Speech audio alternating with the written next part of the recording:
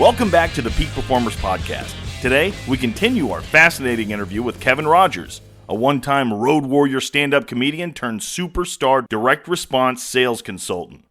Keep it locked to the Peak Performers Podcast. Welcome to this edition of Peak Performers Podcast with your host, Thor Conklin. Thor will be sharing the necessary tools, strategies, and psychology you'll need to become a peak performer in any area of your life or business. Let's touch on this for a moment. And this might be me. And if it's just me, you can call me out. I'm a 53-year-old entrepreneur. Last 17 years, I've owned my own business. I hate drip campaigns. I mean, if I want your stuff, I'll call you. The last thing, and if I start getting bombarded with just email to your email, you're done. You're off my subscription, or I'm unsubscribing. What seems to be kind of if there's a lane or a sweet spot with, I want to stay in touch with you, but not too much where you unsubscribe from me? Well, I think it's value, in proportion to pitch, really, right? Gary Bencivenga, the great copywriter, taught us that every ad should have a ton of value. Leaders like Dean Jackson, who's one of my mentors, he takes out $8,000 ads in Success Magazine and gives away his entire, sort of course, his entire tactic in the ad, right? And so you're right. I think if people should have the option to very quickly get through your messaging and to the buy button if they're a good prospect. However, there are instances, and it's been proven that you can do it the other way. Andre Chaperone has a great product called Autoresponder Madness, and his specialty is writing what he calls a soap opera sequence of emails. And it's just that. It's a drip campaign. It might go out every day for 7 days, or it might go out, a couple times a week over 3 or 4 weeks. And it does take some patience, but when it's effective, and writing is the key here, it's got to be written very well. Little cliffhangers and things you can do are really effective for, you got to think of it like this. Look, sometimes people just want to buy and you get them in and that's great. But the more somebody invests in discovering your project or your offer, and the more you can engage them along the way in a way that's rewarding to them, that's a long-term buyer. That's somebody who's invested in becoming your fan, and they're likely to stay your customer a lot longer than somebody who said, "What is this? Okay, it looks good. Here's my $79," and they might never even log in or open your thing, after they buy it. Yeah, I like what you said there, that every ad should have great value to it, not just to pitch on what you're trying to get from them. I think that's really, really, really important. Yeah, I guess it is. When I think about it, there are some that I get on a weekly basis, and the reason I'm still subscribed is because I'm interested in what they have to say, and I'm getting value out of some of them or most of them. Yeah, look, everybody's distracted. I mean, if I had to, what John Carlton calls gun to the head marketing, which is, it comes down to like just sell the damn thing, right? I'm not doing a drip campaign. I'm not saying, hey, I hope you'll pay attention and open my emails every day for the next 3 weeks so that you can find out what the heck I'm selling you here. I just don't expect people to have that much attention to give me, right? As good as I'd love to think I am at writing and engaging people. So I'm with you. I think it's got to be balanced. But yeah, it really comes down to value. If every time they open something from you, they're impressed with what you taught them, then that's a great way to build a relationship. All right, so let's say I'm a horrible copywriter. I don't know the first thing about copywriting. What are some skills, some tips, some strategies that I can use to just get my game to the next level, still a novice? Yeah. The best thing you can do is practice being yourself. That kind of sounds weird. I'm a terrible actor. I've tried acting like twice in my life. I'm just awful at it. And the worst thing somebody can tell me is just act natural, right? I never get stiffer when somebody says act natural. But with writing, it takes a little practice, but really that's the most effective thing you can do is quit trying to have an agenda. Put your agenda aside when you're trying to learn how to write copy. And yes, there's some fundamentals and some things you want to include in the ad, but the tone of it should feel genuine.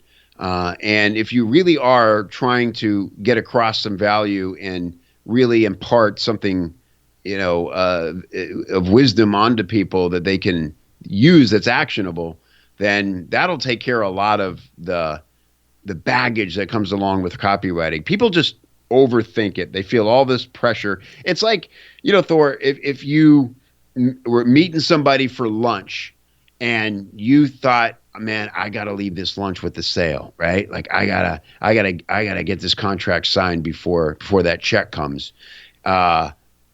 Man, that's a totally different lunch compared to if you just met a friend and you were genuinely excited about some new thing you had that you were selling and you were just sort of telling them about it because you were excited. By the end of it, they're probably going, if they're a prospect for it, they're going, dude, I want one of those. Like, how do I even get it? Right? And you're like, oh, I wasn't even pitching you, but here's how you do it.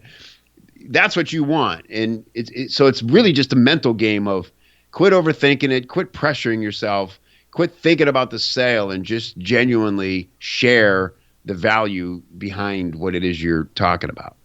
That's great advice. I'm sitting here taking notes. Now, what about Right what about some of the structure, some of the kind of basics? This you've got to interrupt their pattern, you've got to get their attention. Tell us about some of those things, kind of the nuts and bolts. Yeah, there's things you can do with an ad. Thing in NLP, neuro-linguistic programming, is a whole science on how to help people think your way and think about themselves certain ways. It's really effective when done right. And there's a thing in there called a pattern interrupt. And it's one of these things that starts out as a cool idea and then it quickly gets hackneyed because everybody starts doing it and you get bad versions.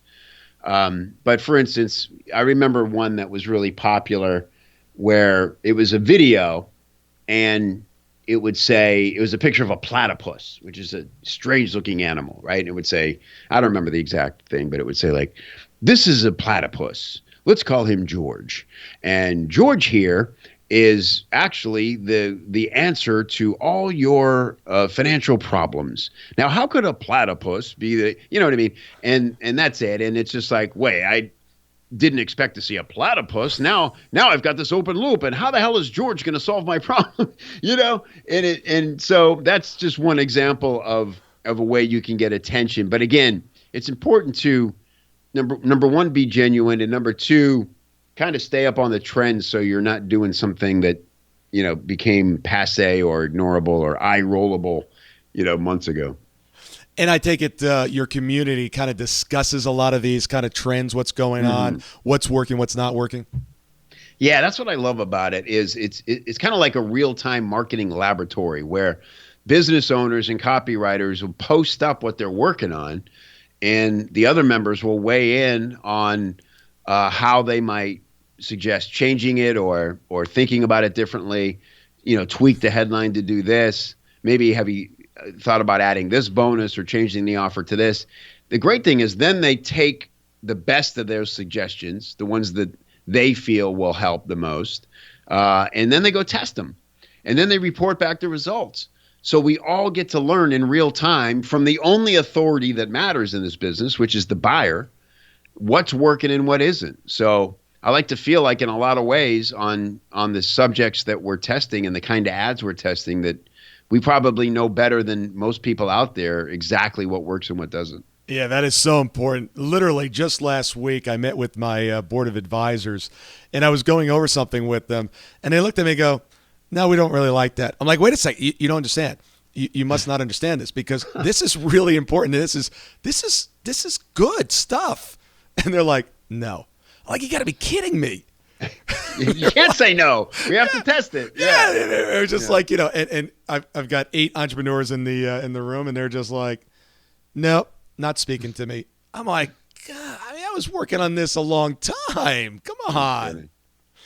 But, it's true. We all love our own babies, right? We create it. It's like, oh, look how pretty it is. No, that's an ugly baby.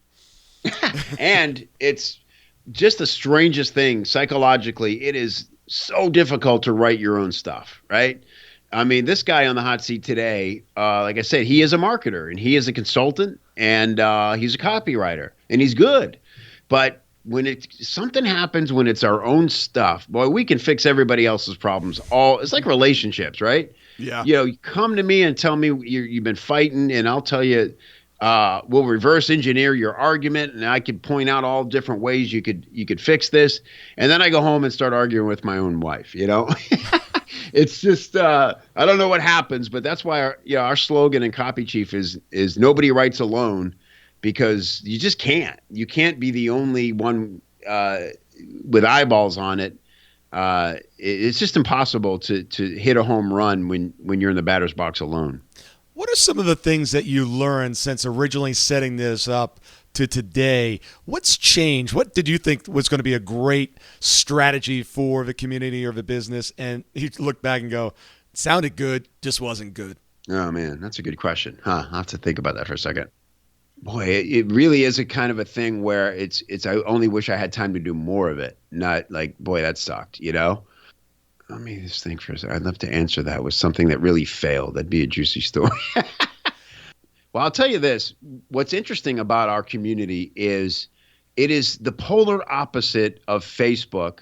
The things that I've been surprised didn't get a response in my community are more like personal posts or rants or things like that. One thing that surprised me about the community, I'm actually delighted by, is that they really only want to talk about things that are going to help their business. Now, that's not to say that it's not a colorful place and that it really does feel like a family, but it's just not the kind of place you would post up a rant or talk about some ailment you have, and that's the only point of the post. Whereas on, say, Facebook, that's almost all you get, right? Yeah. And that a couple times I've thought, oh, this is really gonna strike a nerve, and this is really personal. And I've posted it up, kind of poured my heart out, and I'm like, 2 people liked it, and I'm like, wow, they don't. Okay, I get it. So that was kind of cool. And there is Facebook and other places for stuff like that. So that's one thing. I can tell you some of the things that I wish I'd have started doing more of early on. Yes, please. And that is, live interaction.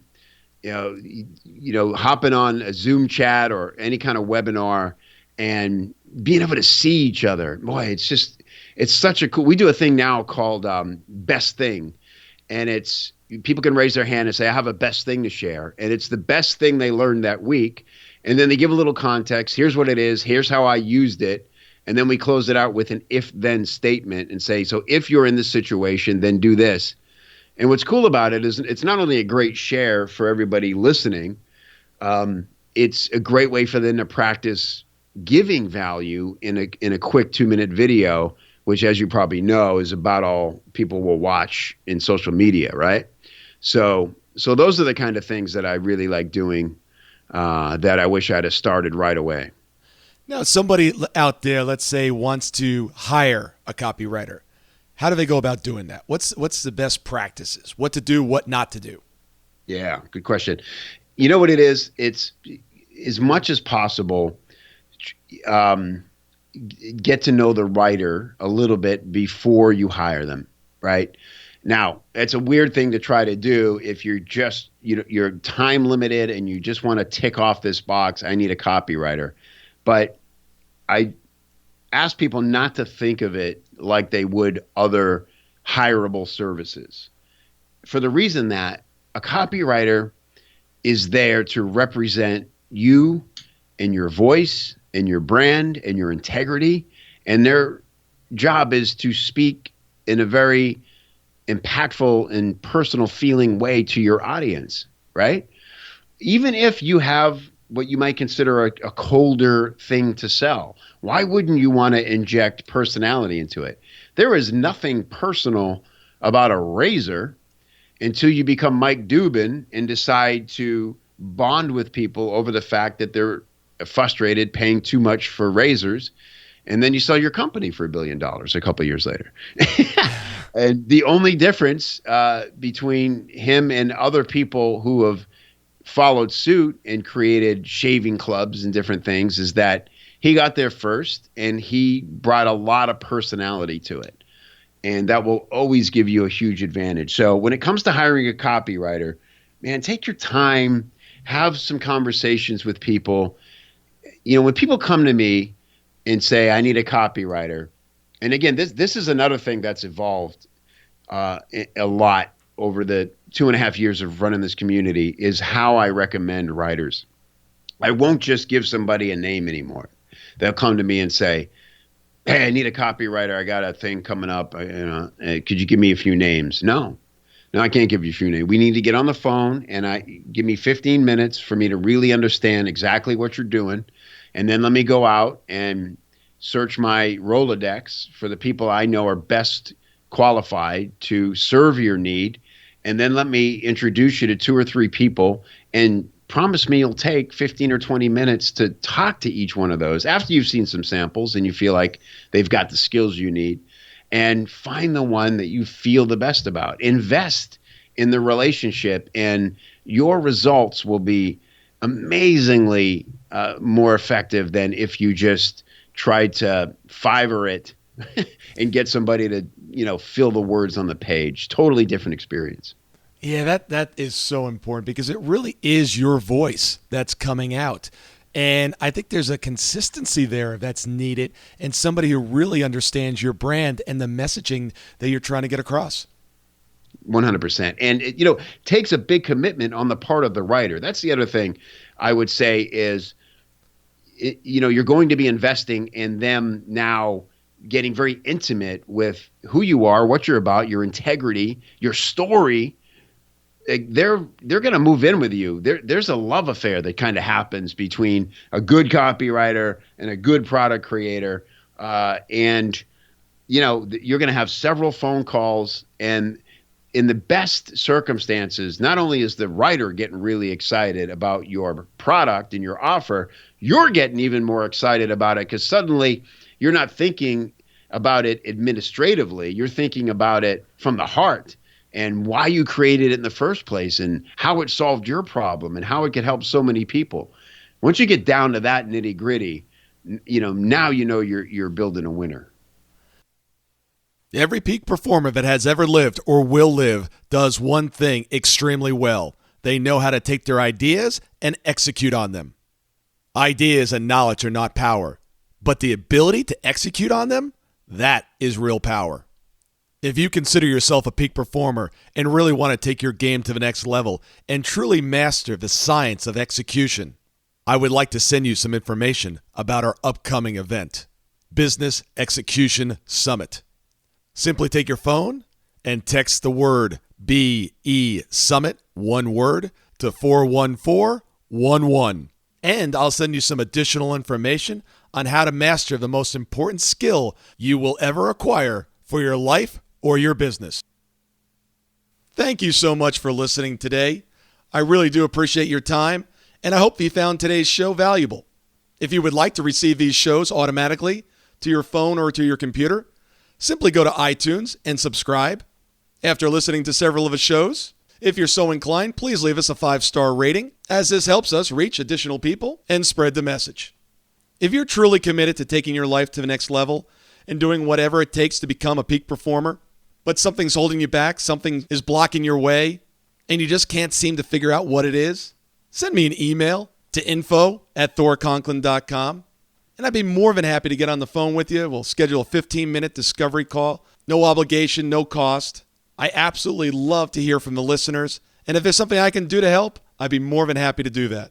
Also, if you found something of great interest in today's show and you want to share that with your friends and family, simply go to my Facebook page, Thor Conklin, click on the episode, hit the share button, and share it on your page. You can follow me at Twitter at Thor Conklin, The website is thorconklin.com. We're constantly adding new free resources, discussing additional tricks, tips, tools, and strategies on how to be a peak performer. Remember, I try to keep these episodes short so you can listen to them during dot time, doing other things, commuting, driving, walking, working out. Decide to be a peak performer in all that you do.